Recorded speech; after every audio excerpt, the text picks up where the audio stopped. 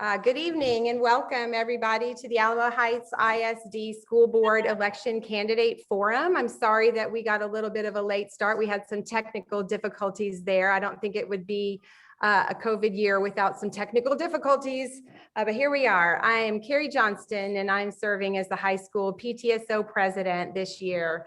Thank you so much for joining us and thank you so much for the huge community input in planning tonight's event.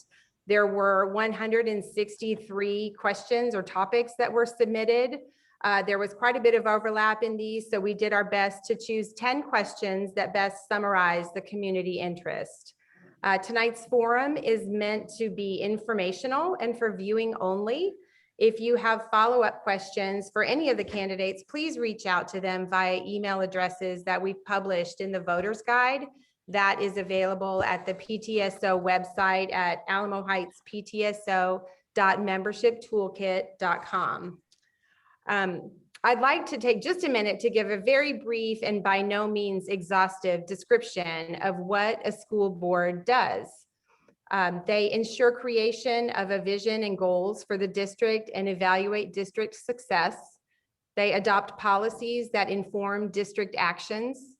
They hire a superintendent to serve as the chief executive officer of the district and evaluate the superintendent's success. They approve an annual budget consistent with the district vision, and they communicate the district's vision and its success to the community.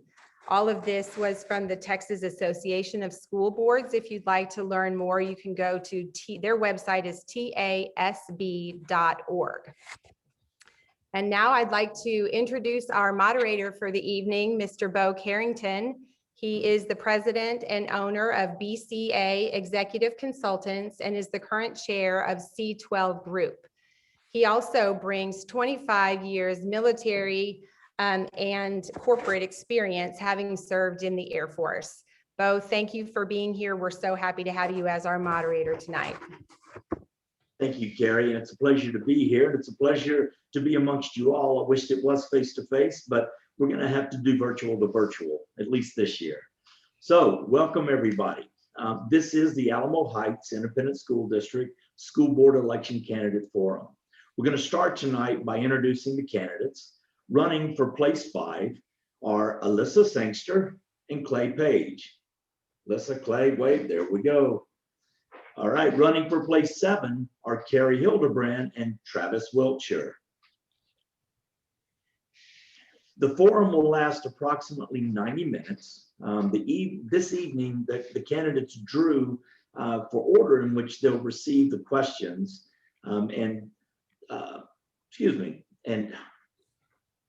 we'll begin with a 2-minute introduction from each candidate. To kick us off is going to be Clay. Clay Page, would you please introduce yourself and get us moving? Gladly, thank you. I'm Clay Page. I'm married to Laura Buchek Page, and we have 2 daughters, Darden and Josie. And Darden is a sophomore at Alamo Heights High School, and Josie is in 8th grade at Alamo Heights Junior School. Both of our kids have been in the system since the beginning at Howard. And as parents, we feel like they have received an excellent education. The real reason that motivated me to run was, I feel like that our board could use, and this is why I ran for Bonnie's spot, someone that is knowledgeable in construction and can oversee the bond work that we currently have going on, which is, I believe our bond was $135 million. And Bonnie did a great job and oversaw that, but she is stepping down. And I think that since we are a small district, that we do rely on the board and some administrative staff to see how we spend the money. And I think it would be wise to have someone on the board that understands how to spend $135 million in construction. And so that was my real motivation. I'm also passionate about, I feel like our children, and I feel like our generation did this, but I feel like our children are struggling emotionally. I think that, you know, they're more wound up than they used to be, at least when I remember being in school. And I just want, you know, I don't have all the answers, but I certainly want to talk about it, and find out how we can improve their mental health. Thank you, Clay. Thank you for that. Alyssa, would you go next, please? Sure. Hi, everybody. Alyssa Sangster. I'm a parent, a volunteer, a concerned citizen. I'm an advocate for public education. My family chose Alamo Heights because of that strong reputation that it has for education and excellence in education, and also because of its involved and supportive community. Our daughter, Anna, is a fourth grader at Woodridge, and she's had the opportunity to participate in really enriching programs like Spanish immersion and strings. And she's really had a wonderful experience so far in Alamo Heights. I am married to Jeremy Sangster, and he works at HEB in business intelligence, and that's what brought us to this area when he accepted that position. So we're really happy to be settled here. I've spent my 25-year career focused on providing access to education and investing in student development and really helping others launch and build successful careers. I'm in touch regularly through my job with corporate recruiters and university career centers around the country who really do care about the students that we're educating in K through 12 and who are interested in seeing them succeed. I've held leadership roles at the Macomb School of Business at UT and also at the May School of Business at A&M. I was the assistant dean for the MBA program at UT. I'm currently the CEO of Forte, and it's a national nonprofit that's focused on advancing women in business. We work with top business schools like Wharton, Harvard, and also great companies like Deloitte, JP Morgan. I have financial experience. I have a master's degree in business, an MBA. I run a $5 million nonprofit where I have to show return on investment every day to my partners. And here in Alamo Heights, I've been an active parent volunteer. I was the Woodridge PTO president and sat on the district-wide president's council. This year, I've been the school board liaison. I've also participated in Profile of a Learner. Thank you, Alyssa. Sure. Carrie. Hi, my name is Carrie Hildebrand, and I'm running for place 7 on the school board. I've been married to my husband, David, for almost 18 years. We have 3 children, Jackson, who's a freshman, Hardy, who's a 7th grade, and Hudson, who's in 5th grade. Born and raised in this great community, I'm passionate about my family and our community, and especially my children's education. While my husband was stationed in Cheyenne, Wyoming, where he was active duty Air Force, I had the opportunity to work for the Wyoming Department of Education, where I gained experience working to improve the state's curriculums and learned about the importance of special programs, especially in the special needs program department. And I also had the pleasure to serve underprivileged children who had either been incarcerated or whose parents were. Because of my interpersonal skills, I was promoted to chief of staff for the executive director of the State Board of Education. And in this role, I communicated with all of the school districts throughout the state. I had a reputation of being trustworthy and inclusive problem solver, and districts would come to me to find solutions. I learned early on that we could accomplish great things even when we didn't always agree, as long as we worked as a team with a common goal. Since becoming a mom, I put my heart and soul into my children, their education, and our community's greatest asset, our schools. I have served as PTO president at both Howard and Woodridge, and I sat on the school foundation board for over 5 years. Additionally, I have served on numerous committees for Woodridge, the junior school, and the high school, and most recently, I've had the pleasure of substituting. I am now running to serve you, my community. As a trustee, I will continue to push for educational excellence, ask the tough questions, and demand thorough and transparent answers. I also understand school budgets and the need for fiscal responsibility. My proven track record and my varied volunteer roles, along with my job experience, give me the perspective and leadership needed to be accountable, effective, and efficient in the years ahead.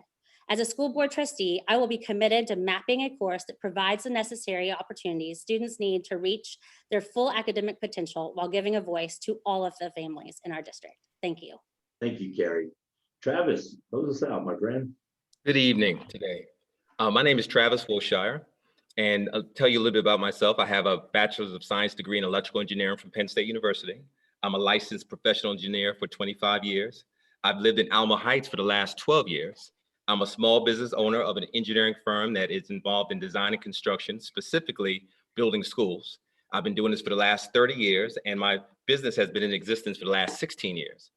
I've been a board member and a board chair for various organizations that are civic, nonprofit, as well as financial.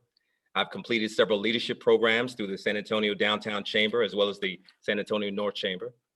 I've served as a speaker, a mentor, a leader for various youth programs throughout Greater San Antonio. I've been an active member in my church for the last 20 years, and I happen to be an ordained deacon. Well, we moved to Alamo Heights in 2009 to put our roots down in the community and raise our two kids, Akai and Gavin.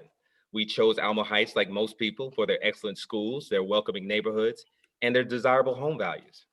I've had the pleasure of seeing many of your children grow up with mine and getting to know some of your families throughout through the classroom, through school events, and on the soccer field. I happen to be the Alamo Heights Fort Sam Houston board chair, and I was involved in that for 10 years.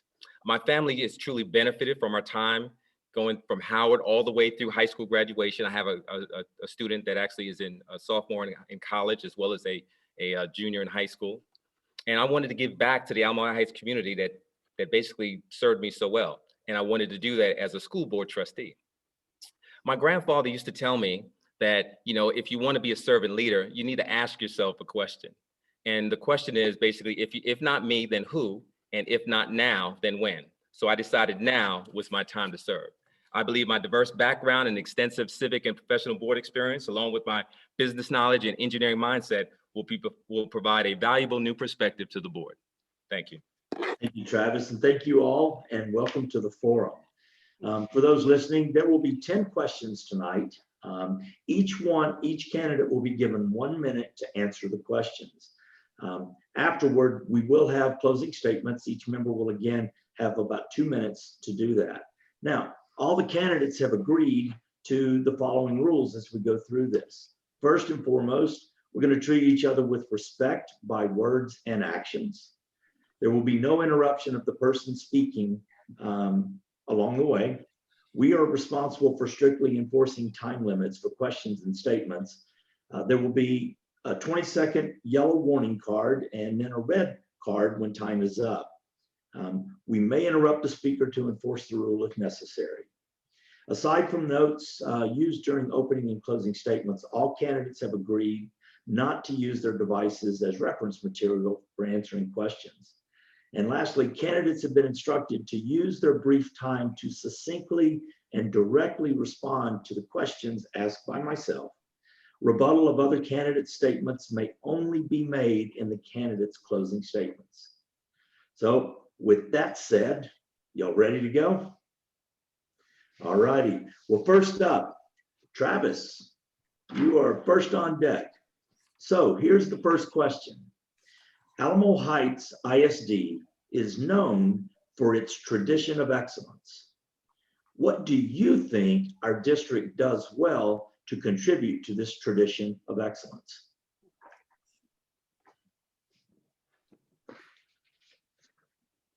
All right. So what I would say is that there's been a lot of specific things that we've done in Alamo Heights. And one thing that I've really focused on more so is the profile of a learner. That's something that they've instituted over the last year or so. It ensures that every student in our community has access to resources they need to be successful. It also makes sure that students can have a worldwide view that supplements their already great education that they get in Alamo Heights. Okay, thank you for that. Thank you. Carrie. Yes. So I would agree with Mr. Wilshire. The profile of the learner was actually started in 2009, and this district took each student as a whole and said, how can we better their education, not just academically, but socially, connecting with others, giving them, an environment that worked better for personality types like the rocking chairs or, tables that move and peaceful paint in the classrooms. And so what our administration has done really well is we've looked at the student as a whole and not just their academic needs, but all of their needs. And we've created a lot of wonderful open conversations about what our children need to be successful. Sorry. Thank you. Alyssa, let me repeat the question for you. Alamo Heights ISD is known for its tradition of excellence. What do you think our district does well to contribute to this tradition of excellence? Of course, agree with the other candidates, and I'm going to focus on something a little bit different, and that is that excellence in education takes on a lot of different forms. And I think classroom learning, clearly you can look at the state, the Texas, academic performance report, and you can see that we're succeeding. We're above the state averages. We're very similar to the districts that are much like ours. So I think we have the data by and large to show that we are succeeding academically. What I think is really excellent about this district is those experiential and those extracurricular things that we are able to layer on top of that classroom experience. And I would point to things at the high school, like the Heights Incubator, the culinary arts, the rocketry program. All of these things are really adding to our students' perspective and giving them something that they can internalize and remember that they had an impact on what happened in those experiences. And that goes all the way down to elementary school and junior school, the things that they're getting to do that are unique to our district and really make it an amazing place. Thank you, Alyssa. So Clay, why don't you finish us out with this first question? Would you like me to repeat it? No, I'm fine, but I'll tell you this, that the lights went out, so I don't know if you can see me. Yes, we can. At least we are saving on electricity. I'm happy about that. But I would say that our district, the excellence that our district brings is we have a culture that accepts parental involvement. And what I mean by that is that we have many programs and many things that gets the parents involved in our children's education. Because from 8 to 3 or 8 to 4, our kids learn, et cetera, et cetera. But we have a parent group in our district that exceeds that at home. And when we have parents involved in our education, then our children, along with our teachers, will thrive. Thank you for that, Clay. All right, Alyssa, here's the second question. As a school board member, where would you target your attention for areas of improvement?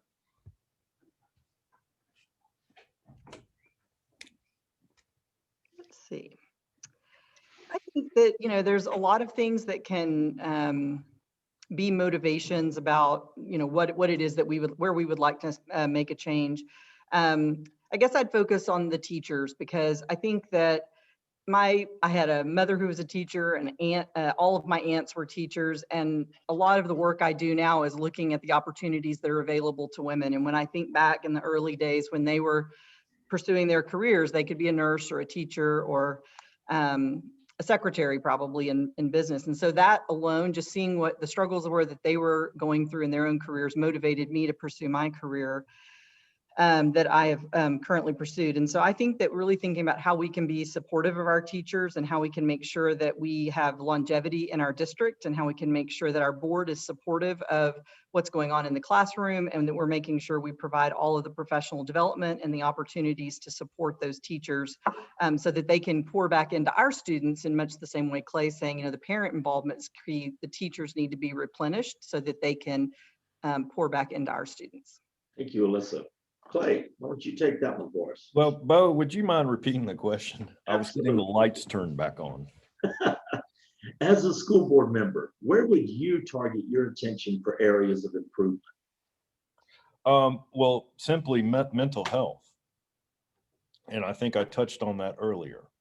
I think that I don't think it's quite an Alamo Heights issue. I think it's a nationwide issue, but I feel like that there are some things in our district, and in a minute I can't get into it, but there are some things that we do inadvertently and not on purpose that can affect our children and how they think and put them in a box of this or that. And I just feel like all of our kids can be successful. I don't care where they're ranked or where they are in their lives. They can the message that I want for the fourth quarter person, the third quarter person, or what have you, it doesn't matter to me. That person needs to know that when they leave here, they can be the most successful person in their class. Thank you, Clay. So Travis, would you like me to repeat the question? Yeah, why not, Bo? Okay. As a school board member, where would you target your attention for areas of improvement? All right. So, Bo, like several other people have said, there's a lot of different things that we can focus on. But the thing that I would focus on most, which I think of as the issue that I guess is most concerning to me, is about every student. Every student, basically making sure that we provide the needs and we take care of the needs of every student.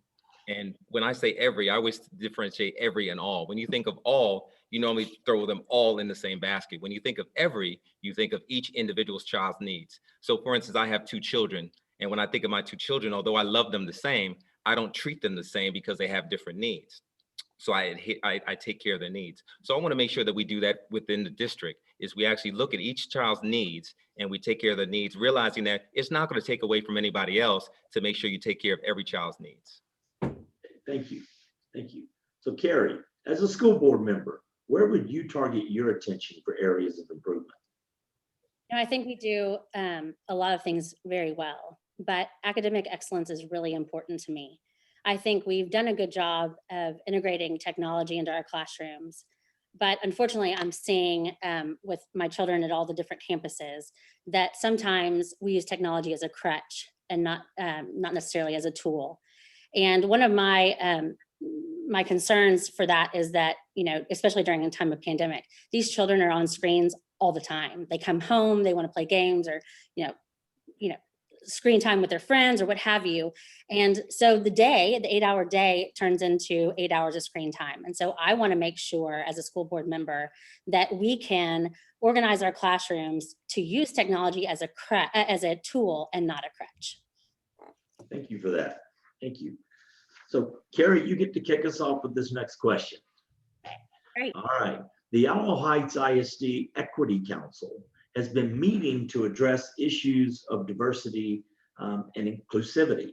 Do you see a need for the Equity Council? And if so, what outcomes do you hope to come from the council's work? I think that's a great question. I think it's always good to review the procedures and protocols that we have in place. We need to make sure that we're offering a quality educational environment to each and every child. The Equity Council is a new council that was developed over the summer. And because I'm not a council member, I don't know as much about it. But if we are using it to be a tool to guide us into making our school experience better for each and every child, then that is great. I think it's really important to listen to community members. I think it's really important to hear both sides. I think, we can always improve.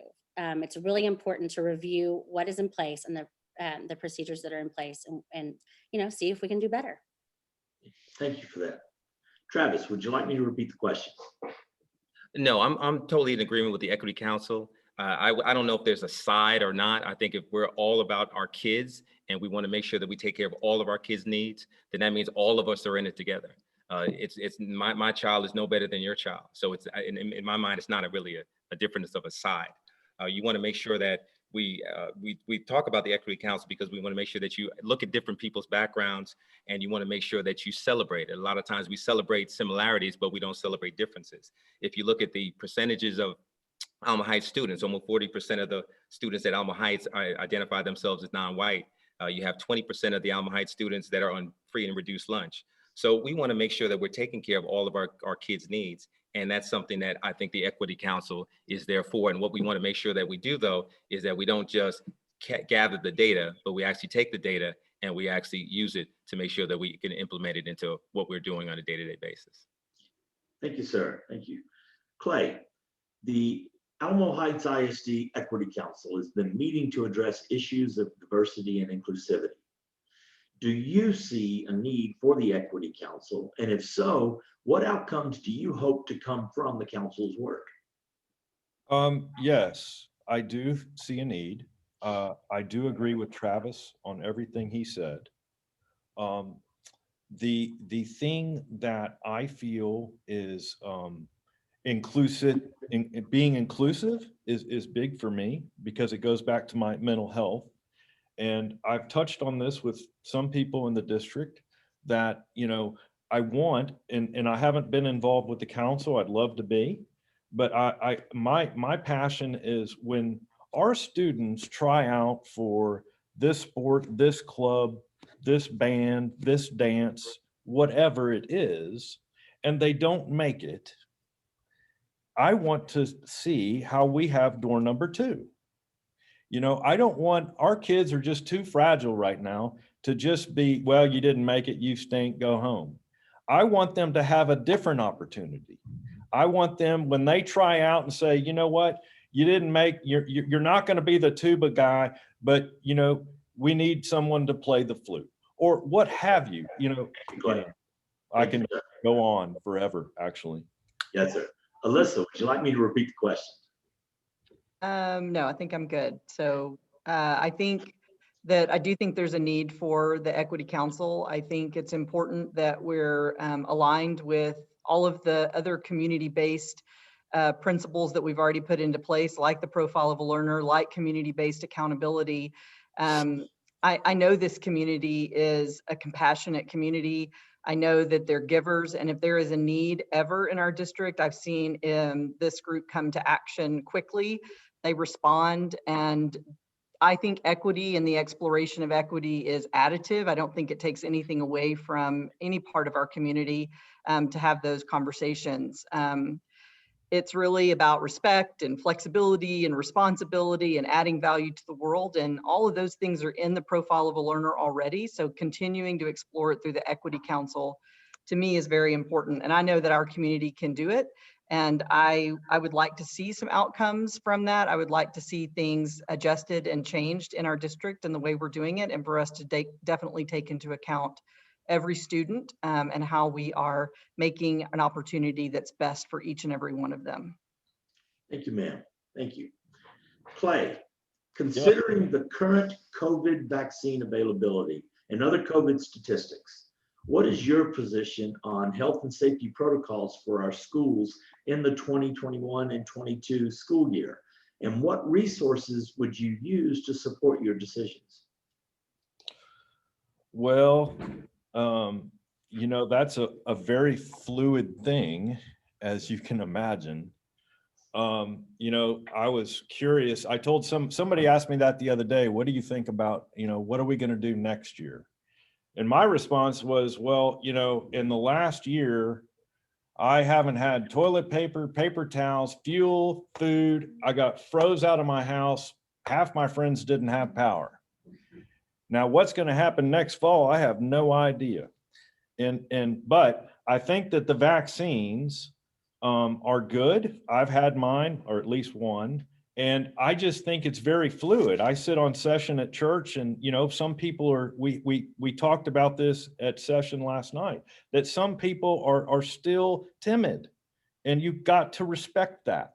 Okay, and we just have to listen and respect what people need and want. Thank you, Clay. Thank you, Alyssa. Would you like me to repeat the question? I think I would this time. Okay. Considering the current COVID vaccine availability and other COVID statistics, what is your position on health and safety protocols for our schools in the coming year?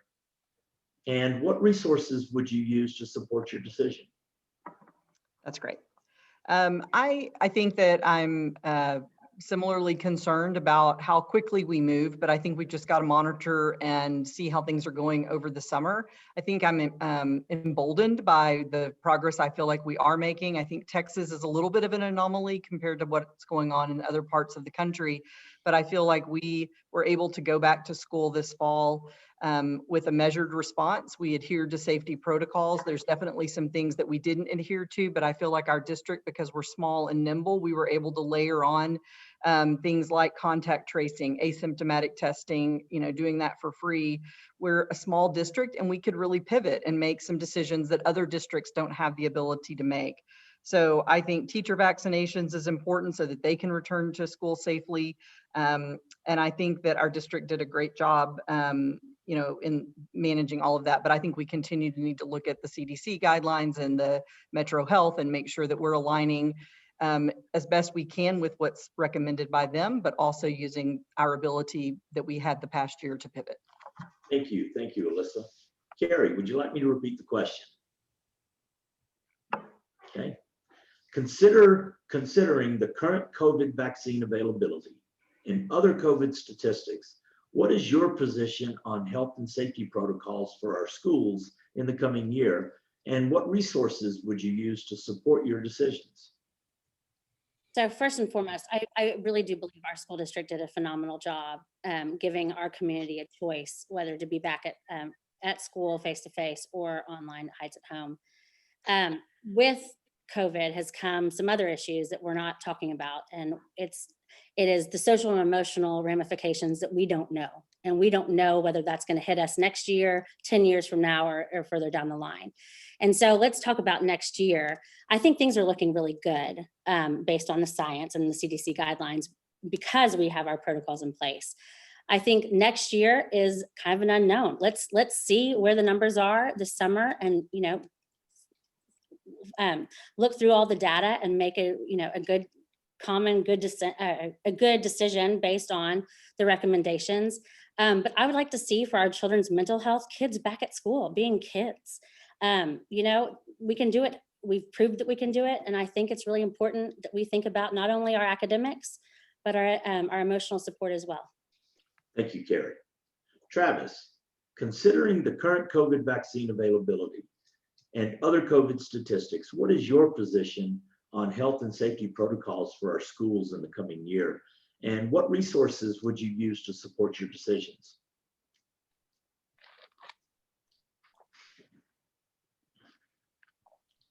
There we go.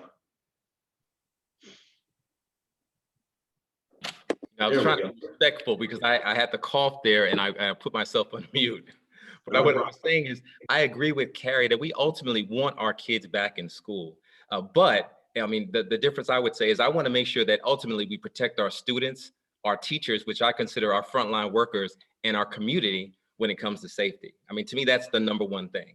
And we need to make our decisions based on data and not on emotion. I mean, I know that a lot of times people were really emotional about what was going on, but I'm an engineer and I look at the information, I look at the facts. We want to make sure that we have protocol in place, so if we do go back, we know how to handle it. We want to make sure that we analyze the data. We want to make sure that we follow the CDC guidelines and Metro Health and make our final decisions based on that. But ultimately, my thing would be we want to err on the side of caution when we make those decisions. One thing that you mentioned about the vaccine, some people don't realize that not everybody has access to the vaccine. So sometimes it depends on where you're from and where you live. So we sometimes take that for granted. So we want to make sure that people have access to the vaccine so that we can make sure that everybody comes back safe. Thank you, Travis. Question number 5, Travis, as a school board member, how would you work to encourage understanding and collaboration between parents, teachers, and the administration? I think the other Carrie kind of mentioned that as we started originally. What our role is as a board member is that we're supposed to hire the superintendent. We create policies but we make sure that the superintendent actually implements it. So we are supposed to be involved in the community. We want to hear what people have to say, and we also want to make sure we can bring it to the table so that those things can be discussed. But we also want to make sure that we don't bring Johnny's teacher to the front and say, well, we want to do something with Johnny's teacher, because that's not our role and responsibility. So I just want to make sure that people realize that piece of it is that as a board member, we're here to support you, we're here to serve you, but we also need to make sure that we take care of our responsibility and not infringe on what the superintendent is supposed to do as well. Thank you, Travis. Carrie, how would you respond to that? Would you like me to repeat it? Okay. As a school board member, how would you work to encourage understanding and collaboration between parents, teachers, and the administration? Thank you. My last experience as a professional in the education world, I have a proven track record of working with parents, teachers, and administrators. And it is really important to be transparent, have good communication, and also to be a good team player. It is also important to be able to walk in other people's shoes, to understand where they're coming from, detach your own emotions, your own opinions, and bring their concerns or their thoughts to the table so that we can work on solutions. I'm a solution-oriented person. I have a proven track record of getting things done, and it is really important to allow the administration to do their role, for the school board to do their role, all in while giving teachers the support, the academic support, and the financial support, so that we can grow as a community and also give our children the best academic education we possibly can. Thank you. Thank you. Travis, as a school board member, how would you work to encourage understanding, collaboration, and I answered it both, sorry. but I can answer it again if you like. Okay, I apologize. Clay, I'm it. apologies. I'm looking at the wrong line. Sorry. No, that's fine. I'll Make sure go. we're twins. I'll It's go. Alyssa next. I guess my response would be, listen. My job's to listen. My job's not to educate. My job's not to fix problems, within the administration, other than the superintendent. My job's to evaluate the job that they're doing. But my job between the teachers and the parents is to listen. And I'm a pretty good listener. And when I hear concerns, I need to share that with the correct people. But I really feel that as a trustee, our main goal is to hear people out. Thank you for that. Alyssa, my apologies for going out of order that time. Yeah. Was I supposed to be third? Yes, ma'am. Yes. That's okay. As a school board member, how would you work to encourage understanding and collaboration between parents, teachers, and the administration? Well, I think, it's a good answer from all of my colleagues here. And I would say, continuing down this tradition that we already have of having amazing parent-teacher organizations, of having an administration that actively seeks input from its constituents, from its who carefully monitors what's going on with its teachers and is committed to giving them professional development opportunities. I think that it's almost a privilege to be a school board member in this district, to be able to take advantage of all of the great things that are already going on. I agree, we need to listen and we need to keep our fingers out of what's going on in the schools. That's not our role. But I think there's so much benefit that we already have built over years of tradition that are have built that understanding and collaboration. So if we continue in that same path, I think we have lots more we can do, but I think we're definitely on the right track.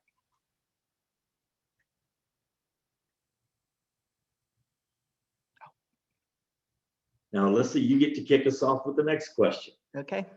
With the thought that state accountability systems are overly narrow, Alamo Heights adopted a community-based accountability system that measures educational outcomes organized around 7 different pillars. What are your thoughts on our district's development and execution of this accountability system? Well, it is, agreed that we can put data and numbers around just about anything these days, and maybe it gets a little tiresome having to dig through that. I think Travis is excited about it, but maybe the rest of us get a little overwhelmed with all of that data. I think that it's important to monitor. I think the community-based accountability, what I like about it is that it really is looking at a lot of the dimensions of the things we've talked about today: well-being and safety, having engaged and well-rounded students, involving our community. We just talked about that. Why do we need community engagement? Having professional development and quality staff. I mean, we want the best teachers, and you can't have the best teachers if you're not paying them competitive salaries, if you're not giving them opportunities to do creative and unique things in the classroom. So all of these things, I believe, are effective monitors of what we as a community want out of our educational system. And I'm thankful that we have a district that is looking into all of these. Definitely room for improvement, still ways to change, but Thank you, we're Alyssa. proud of the progress we've made. Thank you, ma'am. Sure. Clay, Yes. with the thought that state accountability systems are overly narrow, Alamo Heights adopted a community-based accountability system that measures educational outcomes around 7 different pillars. What are your thoughts on our district's development and execution of this accountability system? Well, I think that we need to stick with the community part of that. Now, when we did the profile of a learner, we had, I think, 5 domains, and we compared a lot of what we do and test scores, et cetera, to the state of Texas. And I think that that's fair as a baseline. But what I would want to challenge the district is, let's compare us to us. Here's where we were in 2019. Where are we in 2020? Let's forget about the state of Texas. Where are we? And I think that that should be what we should do going forward. Because if 2019, we slip in 2020, we slip in 2021, then we need to ask why. But if we always compare ourselves to the state of Texas, chances are we're going to look pretty good. Thank you, Clay. So Travis, with the thought that state accountability systems are overly narrow, Alamo Heights adopted a community-based accountability system that measures educational outcomes built around 7 different pillars. What are your thoughts on our district's development and execution of this accountability system? Hey, Bo, this is why I love my community. This is why I love my Alamo Heights ISD. They always are thinking outside the box. Instead of just doing what the state said, that's where I agree with Clay, is sometimes you have to measure your success and measure your excellence based on what you know it should be, not based on everybody else. So I love the collaboration that we put together with the community. I've been involved in a lot of those different councils that they put together, a lot of those different task force that they put together. And I love the fact that they've actually allowed the community to be involved in that, because that's what this is, a community type of environment. I think we've done a great job in terms of the development of it, but similar to what Clay said, I think sometimes you need to compare yourself to yourself and not just look at those numbers and really dive into it. Again, I'm a numbers person, so I like diving into the numbers to see really how you're doing when you're standing up against yourself. Thank you, Travis. Carrie, with the thought that state accountability systems are overly narrow, Alamo Heights adopted a community-based accountability system that measures educational outcomes organized around 7 different pillars. What are your thoughts on our district's development and execution of this accountability system? That's a great question. I'm going to concentrate on a couple of those pillars. The first and foremost is student readiness. One of my platforms and why I'm running for school board is to continue on academic excellence. And, you know, we can concentrate so much on social and emotional, but I think good, rigorous academic excellence is really important to our children, to our teachers. And this student readiness is a huge part of these 7 pillars. Also, community engagement. Community engagement is what makes Alamo Heights Alamo Heights. We are extremely blessed with parent volunteers and those who want to be in the day-to-day lives with our school. And I think that's what really makes us shine above the others. Also, professional and quality of staff. Our staff deserves the utmost respect, and we need to put all of our resources to allow them to be successful in their classroom, whether it's financial support with supplies or giving them any tool to be successful. I too sat on the task force for some of these councils, and it really made an impact with me, able to understand what's going on. Thank you. All right. Carrie, discuss an educational policy, procedure, or practice within Alamo Heights ISD which you believe needs to be changed. Can you repeat that one more time? I'm sorry, I didn't know. Discuss an education policy, procedure, or practice within Alamo Heights ISD which you believe needs to be changed. You know, as a past PTO president on 2 different campuses, You know, I love the Monday Mail. I do believe it's a place where our leaders can go and give our community everything that's going on. Unfortunately, and talking to our community, it's not being utilized as it should. The information is there, but it's a lot of information on a weekly basis. And so sometimes I believe that important things get lost. So I'd really like to look at that piece. I think there's other ways to communicate with our district, and, you know, really have our district show the community that they're listening. And so that is a piece. I mean, I know Monday Mail, why it's there and how important it is, but I think there are ways to make it better and more effective. Okay, thank you. Travis, discuss an education policy, procedure, or practice within Alamo Heights ISD, which you believe needs to be changed. So Bo, changing is a strong word. I'll say adjusted instead. Okay. Because I think that we do a great job, like most of the other folks are saying as well. One of the things that I look at is the whole process of getting into the gifted and talented program. If a lot of people will talk about that, and I think it's a fantastic program that we have here, but in terms of how you access it, that probably has been a little bit shaky in terms of how that's been done. I know a lot of people, when we're talking about equity and inclusion, it depends on, you know, sometimes if you don't know the process, if you're not familiar with it, if your parents can't get involved or they don't know what's going on, that's been something that's been, I think, a little bit of a concern for me. So I would like to be able to make sure that's a little bit more open. And I think that our administration has been looking at that, and hopefully we'll be able to make those type of adjustments. Thank you. Thank you.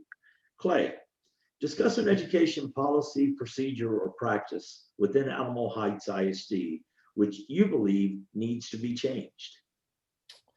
Well, you know, it goes back to mental wellness again for me. And I think that the fact that we tell freshmen in their spring semester their actual ranking, I just don't agree with it.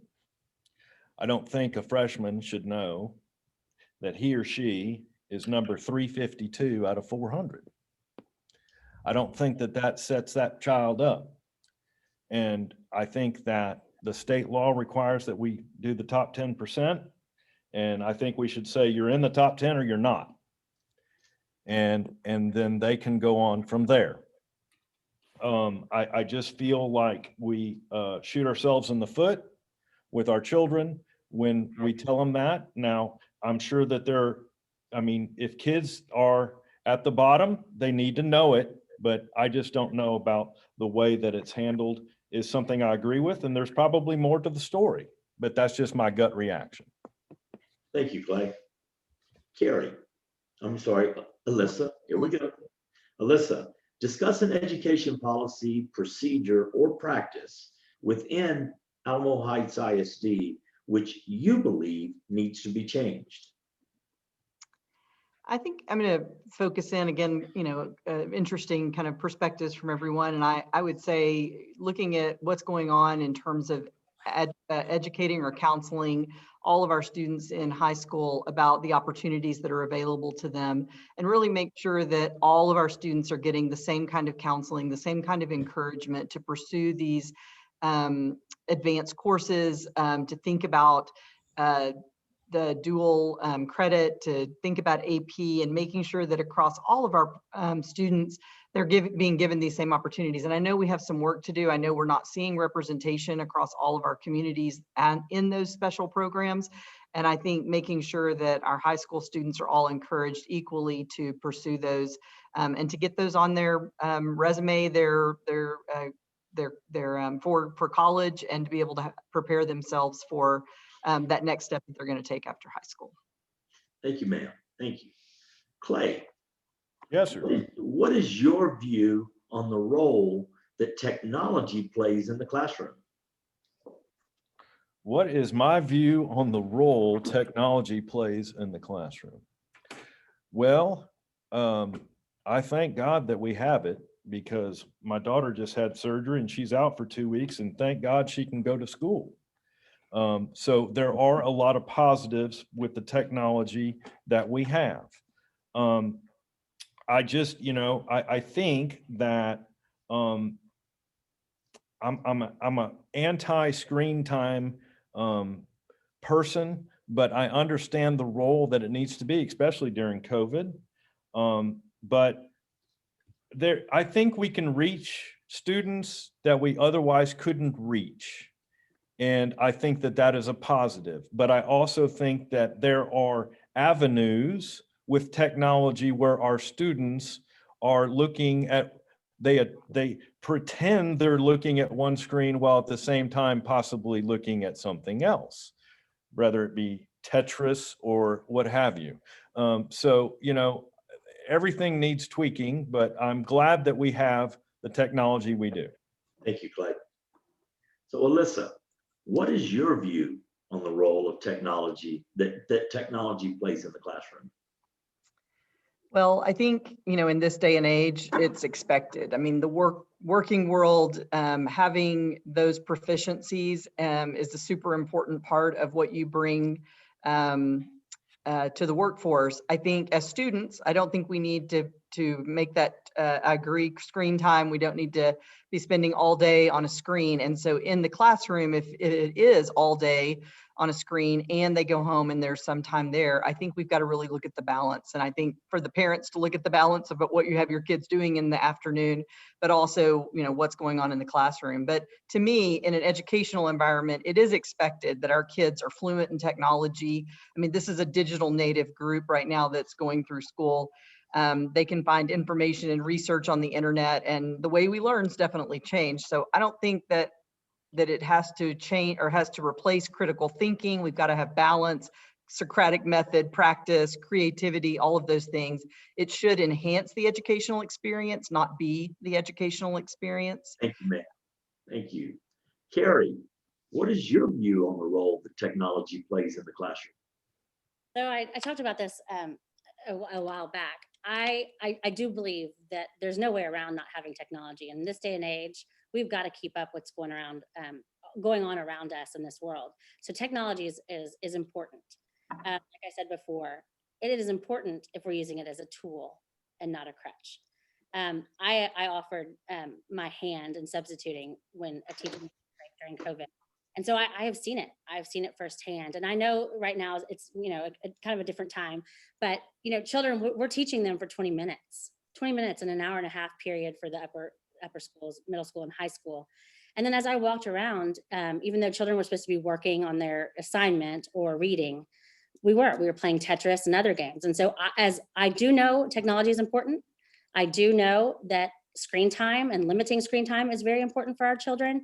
And I think we need to get back to some of the basics, especially in the lower schools, you know, get back to handwriting and things that I know down the road will be important, just having a basic signature. Thank you, ma'am. Thank you.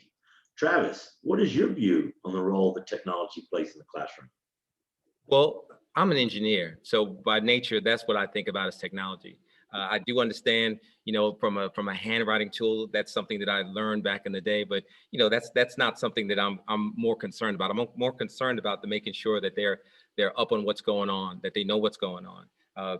You know, so we need to embrace technology. You know, just like you wouldn't walk around with an iPhone 1, you know, if you had the opportunity to go with an iPhone 12. As an engineer, I wouldn't be using, although it's a craft to be working on a drafting board, you know, I understand that computer drafting is the way to go. So although I understand that there are some things that we want to make sure that we can do, I'm always one that I don't know about going backwards. I'm always looking at going forward and moving into the future. So I embrace it as a tool, and I think we ought to just make sure that we have a good balance. Thank you. Thank you. Travis, Alamo Heights ISD is currently operating at a deficit. How would you use your experience in assisting the district to manage its funds and budget? So you brought up something, Bo, that, you know, that's what I do.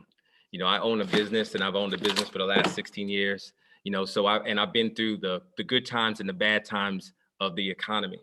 So if you're a small business and you've lasted 16 years, you know how to make sure that you can understand a budget. You understand how to make sure that you can consistently thrive in that type of setting. So, and also with my experience in terms of just understanding how boards operate and the fact that, I've been in business for 16 years. So that makes a difference. I think I can help them just in terms of my experience, what I've done. And from a school board standpoint, when you're looking at the bond that's coming up as well, I think Clay mentioned that as well. My experience is in design and constructing school buildings. So I think I could definitely help out with that after 30 years of experience. Thank you, sir. Carrie, Alamo Heights is currently operating at a deficit. How would you use your experience in assisting the district to manage its funds and budget? That's a great question. And as a volunteer leader, we've definitely gone through the hard times these past few years.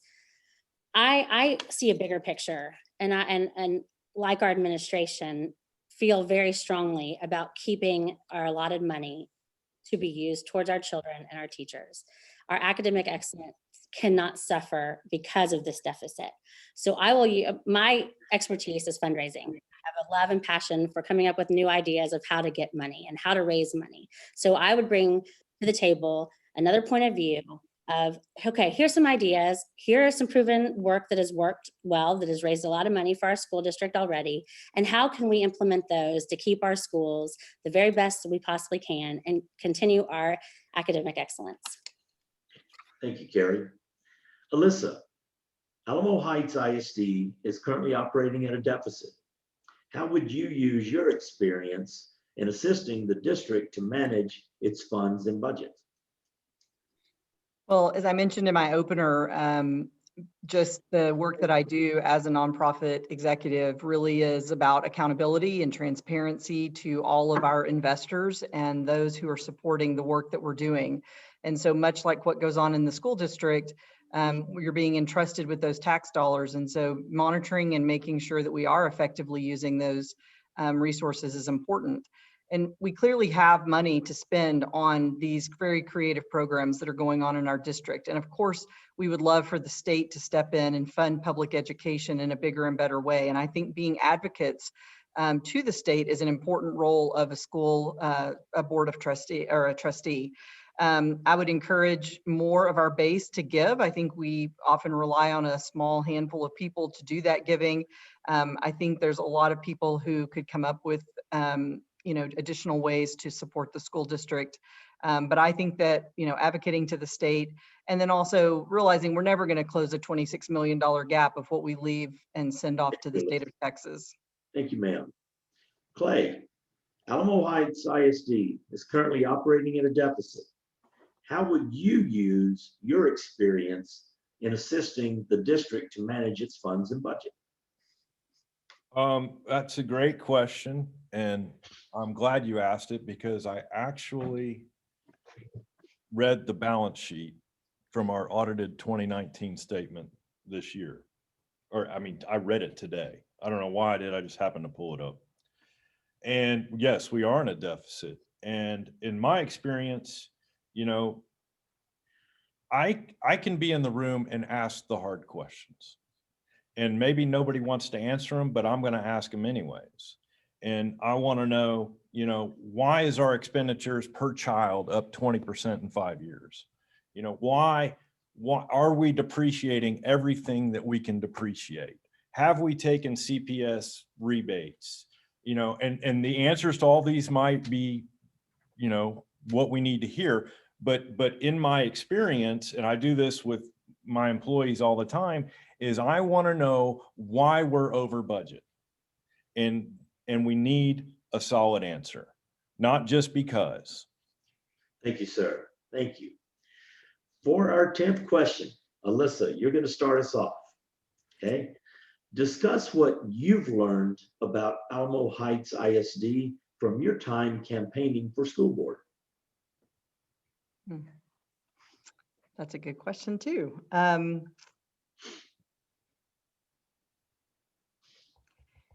I think maybe what I've learned is just listening to the people walking blocks and knowing more about all of the different views that the people in this community have, and that there are places and opportunities where we can make changes. We can build a stronger community where everybody has a voice and where everybody feels that they are seen in our district. I think there are pockets that are not being heard. I think listening and engaging those parts of our community are important as we make district-wide decisions. And I think leaving them out of that conversation would be detrimental to the overall health of the district. So I feel like I've learned a lot more about what our community wants and what our community values in terms of education and our district. Thank you. Thank you. So Clay, discuss what you've learned about Alamo Heights ISD from your time campaigning for school board. Well, I love that question because what I've learned is how many people I know that can think one thing and not realize what's really going on. And what I mean by that is everybody has an opinion about what really goes on. And sometimes they have that opinion because they heard it from this person or, someone down the street or whatever. And it's actually not really true.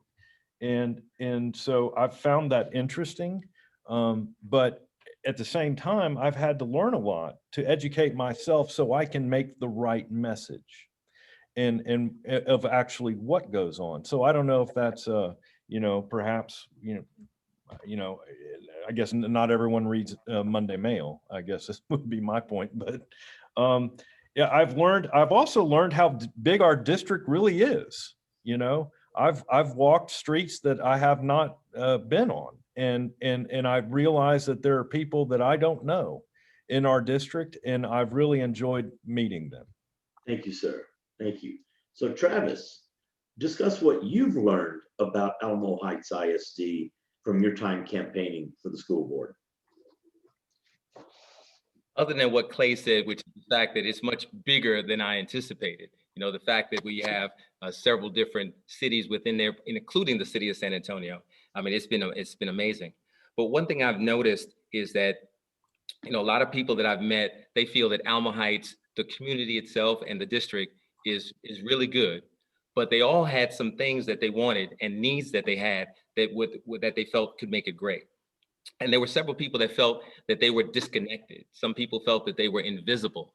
And, that's one of the things that really resonated with me and realized that, I really feel that I'm needed on the board just from those conversations, that they just felt that if they had somebody that they can talk to, they had somebody that they felt was a champion for them, that they would actually come to the board and come to the district to ask the questions that they really want to hear answers to. Thank you, sir. Thank you. Carrie, discuss what you've learned about Alamo Heights ISD from your time campaigning for school board. I love that question as well. And I'm going to pony off of what my other friends have said. Block walking has been really fun for me. I am born and raised here. So I felt like I knew this population, and I have walked and walked and walked and gotten to know so many amazing people. And one of the things that really resonated to me was, it didn't matter your age. It didn't matter if you had children in the district. It mattered to people that we were a community and that we were one, and that we welcomed the older generations to come to our games, and we welcomed them at the table at board meetings, and we welcomed their point of view. And just because we may differ on some opinions, it was really fun to walk away going, wow, that guy, we totally got it. I can easily bring his concerns to the table because he's a respected part of this community as well. It doesn't matter who and where you are or what you've been doing with your life, you're always welcomed here in this district. Thank you, Carrie, and thank you, candidates, for your answers. That's going to wrap up the question portion. So now what I'd like to do is move us into closing statements. Reminder, each of you will have 2 minutes, and Carrie, you're going to kick us off. Okay, thank you all for listening tonight, and a special thank you to the PTO presidents for giving us the opportunity to share our experience and our thoughts and ideas on how to better our children's academic future. I was a student here at Alamo Heights. I'm a parent, I'm a volunteer, and I'm a substitute teacher. By the time my youngest child graduates, I will have spent more than 2 decades on our campuses. I understand what is happening in our community and in our classrooms. I have made incredible relationships with diverse groups of people through my children's activities, sporting events, and through my volunteer work and fundraising role. The interaction with my community has been one of my greatest joys, and it has given me a world of knowledge and experience. I have already witnessed a transformation from when I was a student to the present day, and I look forward to being a part of the next transitional phase. We have made a lot of positive changes over time, but we need to continue to focus on rigorous academics and challenging our children, the next generation of leaders, to be the best they can be. I believe it is a strength that I have lived, that I have witnessed. I have a history of trying to be a part of the solution from my years at the Wyoming Department of Education to my PTO president days, and now lending my help as a substitute teacher during COVID. Whether I was asked to raise money, show appreciation, or simply just be there for the kids, I showed up, I was present, and I worked as a team player to get the job done. I'm invested in this community as a mother who will have children in this district for the next 7 years. It is my duty to stand strong for quality education. It is my promise to you that I will use my skills and experience to continue to carry on the tradition of excellence. Thank you again for your time and consideration, and I humbly ask for your vote May 1st. Thank you, Carrie. Travis. All right. Again, I'm Travis Wilshire, and thank you very much for having me. I got 5 reasons why I think you should vote for me. One is I'm a parent that's experienced Howard throughout the high school, and my kids have actually been through the graduation as well. So I'm familiar with the school from every single level. I'm a licensed engineer, so I'm an analytical thinker. I'm a problem solver. I make decisions based on facts, not on emotion. I'm a business owner. For the last 16 years, I've gone through the economies that have gone up and down. I understand budgets. As I mentioned before, I'm in the specific industry of design and constructing school bond projects. So I know how to ask the right questions when we're going through the next phase of the bond. I have board experience. I've worked on the Alma Heights Fort Sam Houston board, the San Antonio North Chamber board, the Professional Engineers of Private Practice, ACE Mentoring, also Credit Human. I'm an associate director. So I understand about how boards work. I understand it's about policy, not about politics. I also feel that I provide a unique, different perspective that will add value to the board as we help other people to feel as though they can relate to somebody, and that somebody actually in the community is vying for them. I also think of the board as like a stew. And I asked the voters, do you want a good stew or do you want a great stew? Well, my grandfather, he was a Pullman porter, and he worked on the trains as a cook. And one thing that he always talked to me about was, hey, he called me son. He said, you know, what's the difference between a good stew and a great stew? So he said a good stew was really when you had meat and potatoes. And, you know, that could really come up with a really good stew. But if you want a great stew, you got to basically add some carrots. You got to add some celery. You got to add some spices. You let it simmer for a while. And after that point, you can have a great stew. So I want to make sure that I can be the added ingredients in the Alma Heights board to make it even better, just like you make a great stew. Thank you. Thank you, sir. Thank you. Clay.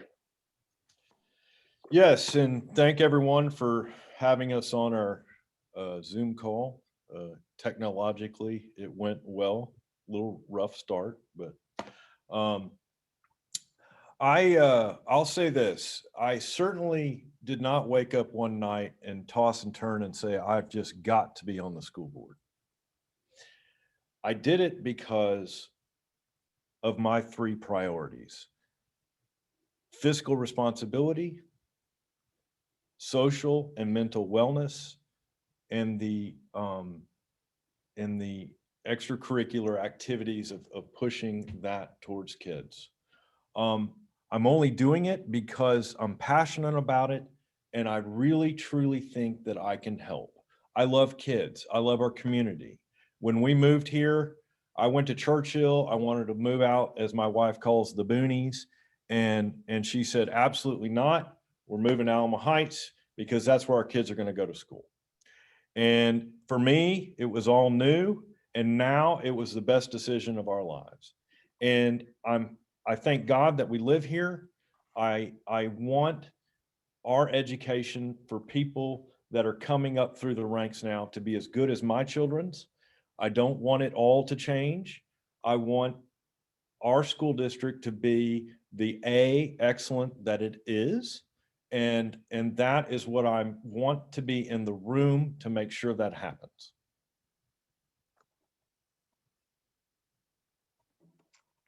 Oh, Bo. Alyssa, you want to close this out? Sure, thank you. I just, thanks again for the time. It's been very interesting just to be here tonight and hear all of our candidates and their priorities. I also have 3 priorities that are really important to me.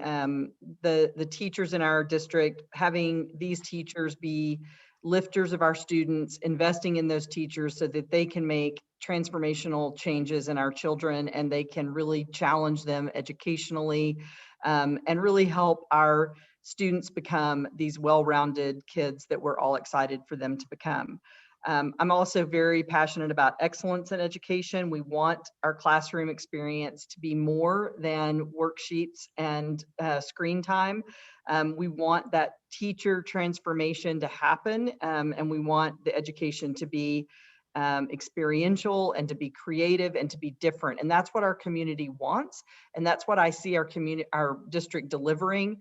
But I think we do need to continue to monitor and think outside the box because the world does change and we do have to adapt and keep up with what's going on out there, what is expected of students as they're graduating. I mean, these core basic things around character and our profile of a learner and all the dimensions of our students, all of those are critically important, but we also want to make sure that we are having this academic excellence and that is a priority and that we're sending our students off with the best foundation in education that they could have.